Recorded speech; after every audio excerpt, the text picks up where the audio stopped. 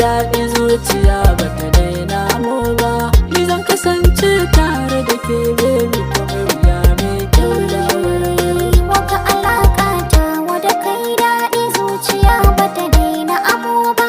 Ni zan kasance tare da kai baby kuma wuya mai kyau da shigar ado.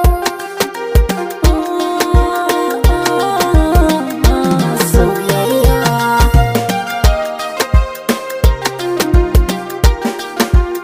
na yi dacen samun ki yar kirki zuciya ba ta daina faɗe ba.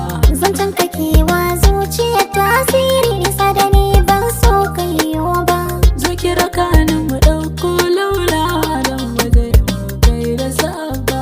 Na ta amani ce nan zan tuka ka da saraki uban ƴaƴana.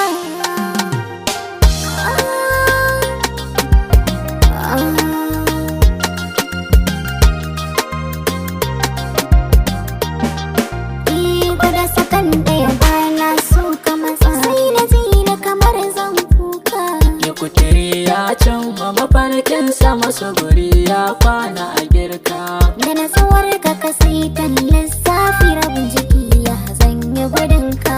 Gunki nake ta karatun soyayya bukin da ke ni ba zan yi fushi ba.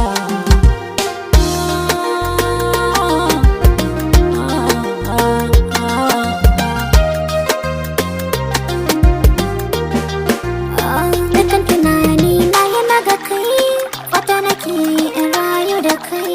Ba da ganin wani kaji da ɗai da ka aikin zani sarai. Akan ka sam bani da kai, ni ta kaci a gidanka kaɗai. Duk wanda zai canza rayuwa, akan ka san ba zan kalla ba.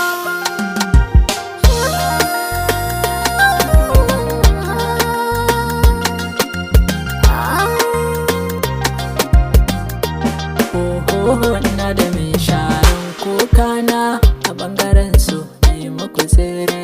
Ranar bikinmu da ta zo an daura cikin gidanmu mu kwalle kyaure. Tun da na isha ya mai tarbiyya ɗan uwa na ku zo